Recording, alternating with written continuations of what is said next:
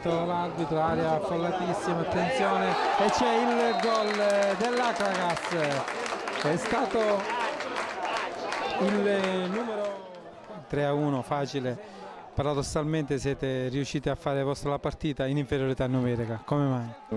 Sembra facile, ma non penso che sia così semplice poter giocare una partita e vincerla facile. Abbiamo avuto di fronte un buon avversario, naturalmente sia io che il mio collega abbiamo messo in campo qualcuno che ha giocato meno, penso che ho avuto delle ottime risposte da parte di tutti, quindi siamo soddisfatti di questo risultato e penso che abbiamo meritato nettamente la vittoria. Penso che abbiamo fatto per 70 minuti una grande partita. Il primo tempo, anche se abbiamo chiuso in svantaggio, penso che c'era solamente una sola squadra in campo, perché gli abbiamo concesso all'Akragas solamente un calcio di punizione e da cui abbiamo subito il gol. Poi per il resto penso che l'abbiamo dominata noi.